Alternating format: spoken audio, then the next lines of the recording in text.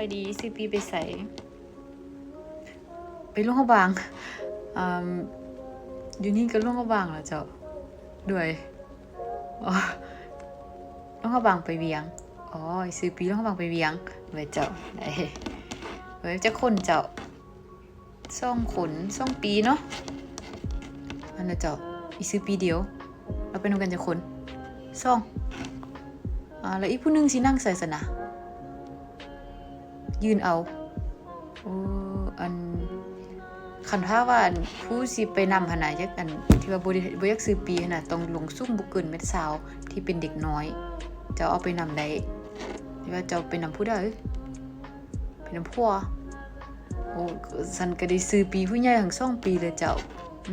คันเอาไป2 คนซื้อปีนึงให้มันได้ไปแต่ผู้เดียวเจ้าคันเอาไป2 คนก็ต้องได้ซื้อ2 ปีเจ้าด้วยเจ้าด้วยผู้ต่อไปเลยไป3 คนแต่สิซื้อปีเดียวลูกหันแต่ละคนบ่เกินเม็ด20อ่ะแม่นบ่เกินเม็ด20แต่ว่าผู้ใหญ่ผู้นึงกฎระเบียบเฮาคือผู้ใหญ่ผู้นึงเอาเด็กน้อยฟรีไปนำได้แต่ผู้เดียวเจ้าที่ว่าลงซุ่มบ่เกินเม็ด20หั่นนะเอาฟรีไปนำได้เพิ่นอีกผู้นึงได้ซื้อปีเด็กน้อยให้เราเนาะทั้งหมดผู้ใหญ่1 คนเด็กน้อย2ที่ว่าลงซุ่มบ่เกินเม็ด20เฮาแนะนำให้ซื้อปีผู้ใหญ่1เด็กน้อยปีเด็กน้อย1อีกผู้นึงมันเจ้าอุ้มเอาเด้อมื้อบ่นั่งปีเด็กน้อยหันราคาครึ่งราคาของปีผู้ใหญ่เจ้าด้วยโอเคไปต่อไปเลยเจ้าด้วยสบายดีด้วยเจ้าขอดูตั๋วหน่อยค่ะดูแอร์เอเชียนี่มันตั๋วยนต์ตั๋วเครื่องบินค่ะตั๋วเครื่องบินที่นี่มาเช็คอินเอเชียอันนี้ที่นี่สถานีรถไฟค่ะมาผิดแล้วค่ะใช่ค่ะ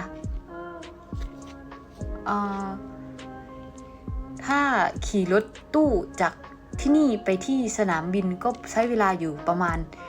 20-30 นาทีได้ค่ะโอเคค่ะเลยค่ะรีบไปเลยค่ะ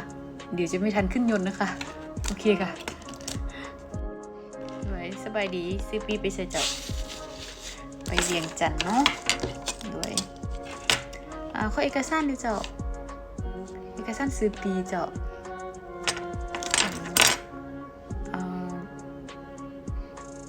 บัตรปืนอัน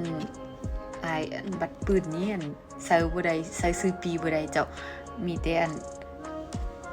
ไปใส่ยึดนำตำรวจบัตรปืนนี่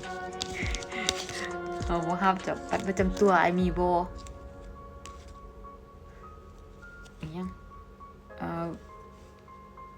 บัตรขับขี่ก็บ่ได้เจ้าบัตรขับขี่ใส่ซื้อปีรถไฟบ่ได้เด้ออันนี้ทั้งตำรวจจราจรเพิ่นเด้ออ้ายด้วยมีบัตรด้วยพาสปอร์ตมีบ่ได้เอามานำบ่แม่นมันมีชื่อคือกันแต่ว่ากฎระเบียบเฮาหยังใส่ซื้อปีบ่ได้เทื่อด้วยบัตรประกันสังคมก็ใส่อยู่นี่บ่ได้เจ้าไอ้ไปใส่อยู่ห้องหมอพุ่นเด้อไอ้อีหยังนี่บัตร ATM รหัสมันยังไงใส่บ่ได้เจ้าจังซี่ไอ้มีปุ่มสำนึกขัวบ่ได้เอามาสันอายให้คนอยู่เฮือนหรือว่าคนอยู่บ้านถ่ายรูปปุ่มสำนึกขัวมาส่งมาให้อายทางกดแอปได้บ่ส่งมาให้อายแล้วอายจึงไปย่างไปดันลุ่มหันไปกันใดแล้วไปก๊อปปี้นำเพิ่น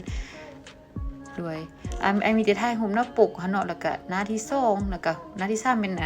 หน้าที่ว่าเป็นมีหลายชื่อมีรูปปลายหันหน้าหันอายก็ย่างลงไปดันลุ่มมันจะมีบอนก๊อปปี้อยู่ดันลุ่มหันเจ้าด้วย